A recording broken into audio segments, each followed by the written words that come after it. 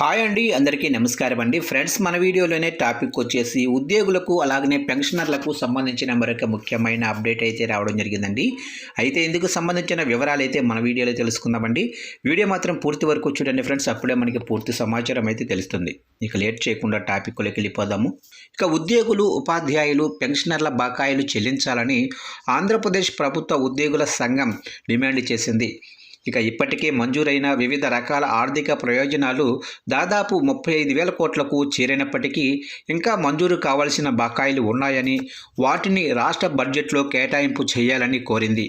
తమ తరపున ప్రభుత్వానికి విన్నవించాలని శాసనసభ మండలి విపక్ష నేత బొత్స సత్యనారాయణకు బుధవారం వినతి పత్రాన్ని అందజేసింది. రాష్ట్ర వ్యాప్తంగా ప్రజాప్రతినిధులకు వినతి పత్రాలను అందజేసే కార్యక్రమాన్ని ఆ సంఘం సభ్యులు చేపట్టారు. ఇందులో భాగంగా బకాయిలను, ఇతర ఆర్థిక అంశాలకు సంబంధించి 2026-27 ఆర్థిక సంవత్సరానికి ప్రవేశపెట్టే రాష్ట్ర బడ్జెట్లో తగిన కేటాయింపులు చేయాలని కోరారు. ఇక ఈ అంశాన్ని శాసన మండలిలో బలంగా ప్రస్తావించి ప్రభుత్వం సానుకూలంగా స్పందించేలా చూడాలని విజ్ఞప్తి చేశారు. దీనిపై స్పందించిన బొత్స సత్యనారాయణ మాట్లాడుతూ, ఉద్యోగుల బకాయిలకు సంబంధించి పద్దుల వారీగా పూర్తి వివరాలు సేకరించిన అనంతరం ప్రభుత్వం దృష్టికి తీసుకెళ్తామని తెలిపారు.